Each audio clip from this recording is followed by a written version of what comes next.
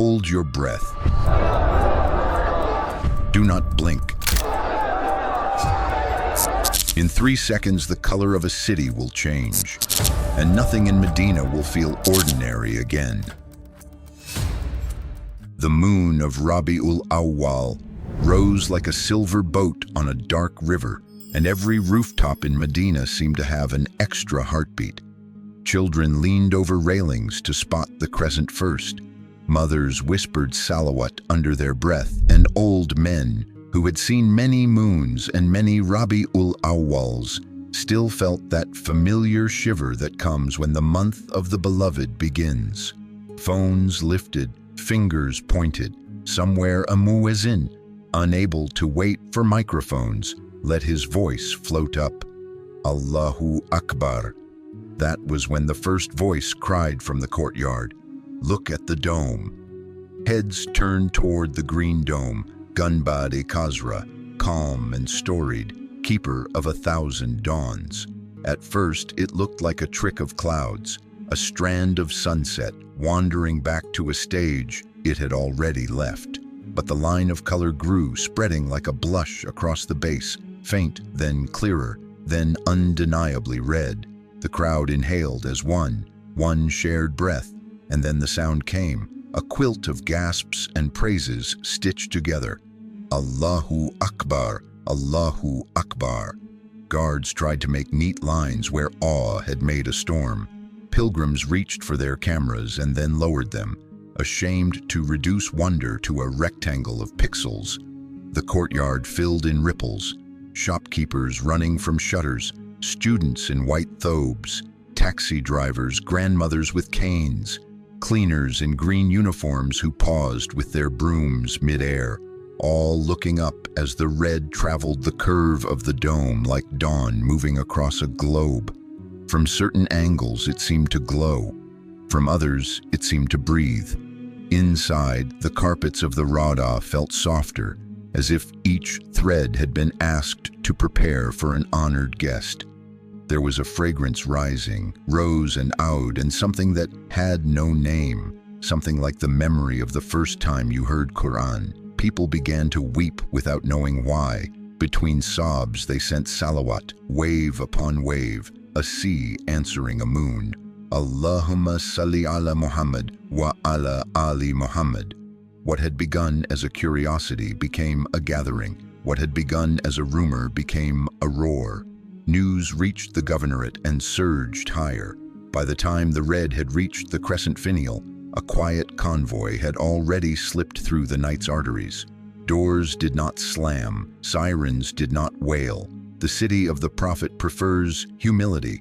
Still, every eye knew the custodian's son had come, the servant of this kingdom and this city.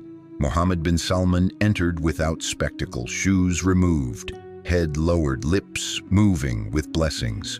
Around him were scholars, custodians, and guards, who walked like shadows that had chosen to protect light. Leave the cameras outside, his voice was low. Tonight is for hearts.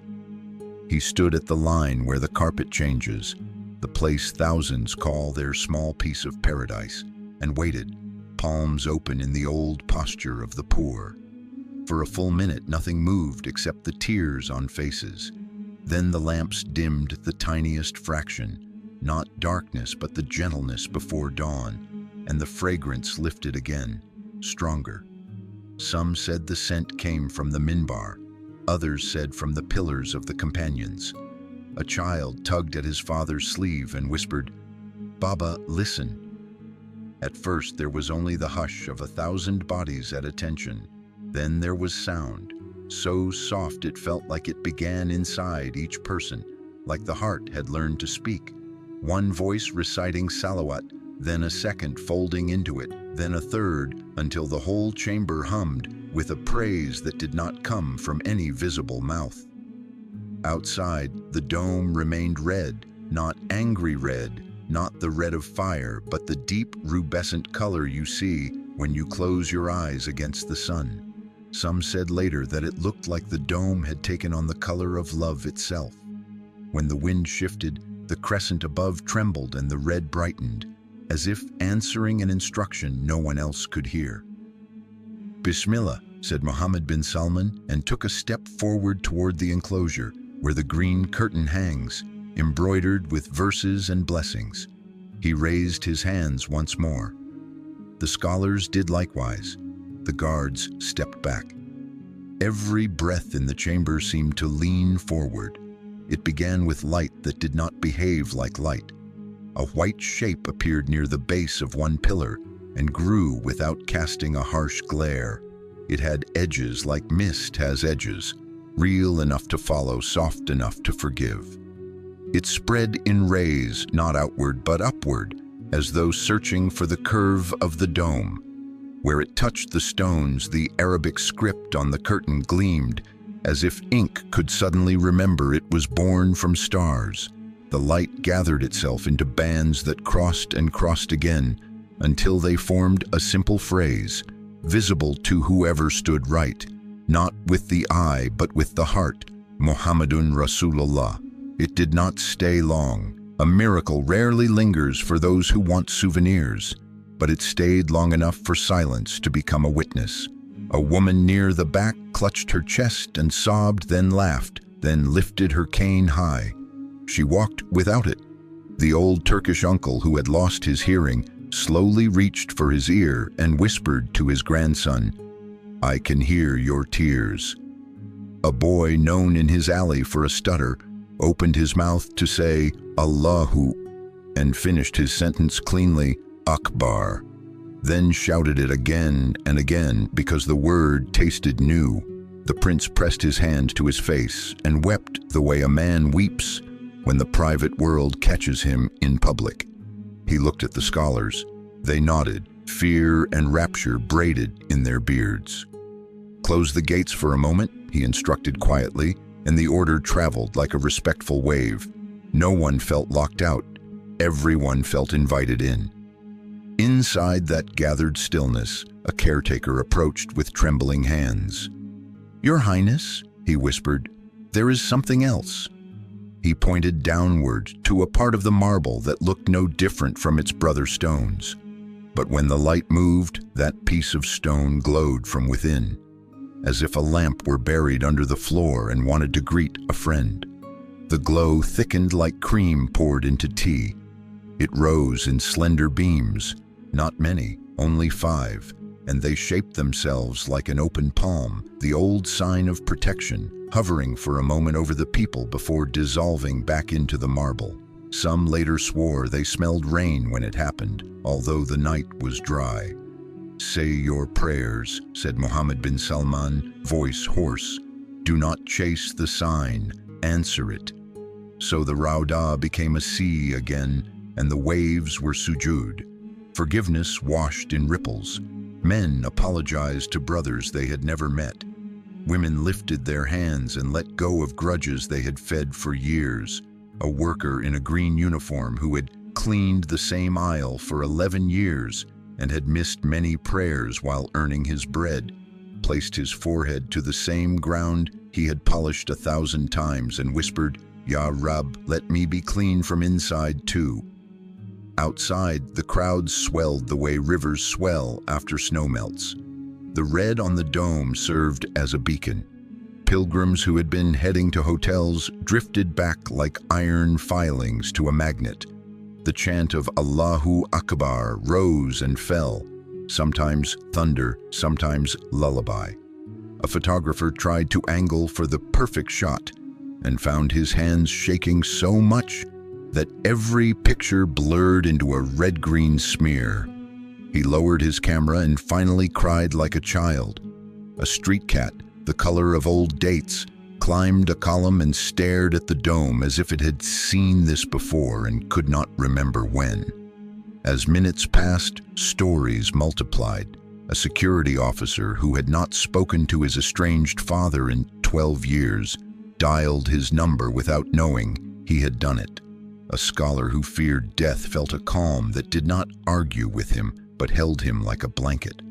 A young influencer who lived by trends opened his live stream, looked at the red, and turned his phone off, ashamed that he had nearly traded worship for views. Inside, the light wrote no more words. Miracles prefer moderation, but it did something quieter, and in its quietness, greater. It gently pressed upon every chest the certainty that mercy is not an idea, but a visitor. The prince, still weeping, asked one of the scholars to speak. The old man stepped forward and said only this: "O people of Medina, O guests of the beloved, do not tie this night to a rumor, a lens, or an argument. Tie it to salawat. Tonight Allah made the dome, our eye on the sky, wear the color of love so that our hearts could remember their first color." They prayed Isha. Voices broke and were remade. The light faded on the marble as the last taslim slipped from lips. The fragrance stayed a while, gifting its last notes to the doorways. Outside, the dome began to change again, the red diluting back into the green that the world knows. It did not snap back. It softened home, like a guest leaving a house slowly so as not to wake a sleeping child. The prince walked to the courtyard. Reporters waited at a respectful distance, pens like birds eager to fly. He lifted a hand, and they quieted. "Tonight," he said, "we saw what eyes can see and what hearts can only carry. Do not demand more than what was given. Do not make a carnival out of reverence. If this sign was for us, it was to return us to Him. Peace be upon Him. Increase your sending of blessings. Increase your service to the poor of this city. Let every shop in Medina, every taxi, every hotel, every home be softer from tonight." One journalist swallowed and asked, "Your Highness, what will we tell the world it was?" He looked up at the dome, now newly green in the moonlight, and smiled like a man who had stepped into rain and was still deciding how to describe water. "Tell them," he answered, "that on the first night of Rabi Awwal, Medina remembered. And whoever wants to test it may come and remember with us." People drifted to the exits, as if unwilling to end a sentence that had no full stop. In the alley behind a small perfumery, a young man whose heart had been hard as iron leaned his head against the cool stone and tried to explain to himself why his chest felt light. He could not. He only knew that his tongue would not stop. Allahumma salli ala Muhammad. Allahumma salli ala Muhammad. Later, there were videos, of course, shaky, breathless, beautiful in their sincerity. Some captured a redness on the dome. Some showed nothing unusual at all. Skeptics argued about reflections and optics and the tricks that city lights play. Believers smiled and let them. A miracle is not an enemy of reason. It is a gift to the soul. In the markets, grandmothers told the story with slight differences to make it fit the shape of a listener's need. In hotel lobbies, strangers greeted one another like cousins. In distant countries where dawn came late, people watched the clips and felt a tug they could not place. And the people who had been inside the Rauda that night, those who stood beneath the dimmed lamps and smelled that impossible perfume, carried something out with them that clung to their clothes and then disappeared, and then returned in the quiet moments before sleep. They did not all find cures for their bodies. They did not all receive visions, but many found a forgiveness they had failed to give themselves for years. Many found that when they sent salawat, their chests warmed like palms held to a fire. As for the marble that had glowed, the caretaker noticed the next morning that it looked as it always had, white, veined, ordinary. He cleaned it with the same gentle circle of his cloth and smiled. Stones have their secrets. He too had one now, the memory of 5 beams rising like a hand over a people. Weeks later, a child drew the dome in red crayon, and his teacher knelt down and asked, "Why red?" The boy shrugged, "Because that's how love says salam from far away." The teacher started to correct him and then stopped, because yes, perhaps that was exactly right. What, finally, was the miracle Mohammed bin Salman saw when he entered? Ask 1,000 present, and you will hear 1,000 poems massed behind a simple line. Light wrote what our hearts had forgotten, and love lent the dome its color. The cameras could not hold it, the words could barely carry it, but the city could. And on certain nights, when the wind passes over the Green Dome, with an old friend's familiarity, and the moon sits like a silver boat upon the world, Medina remembers again, and everyone who was there tastes it once more.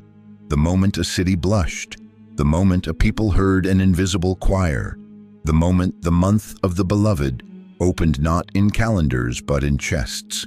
If you ask for proof, some will point upward and others inward. If you ask for the lesson, the scholars will tell you it is simple. Send more blessings upon him. Peace be upon him, be softer with one another, turn miracles into manners. And if you ask what happened to the redness, they will smile and say, it returned to the one who sent it, the way a visitor returns to the house from which he came.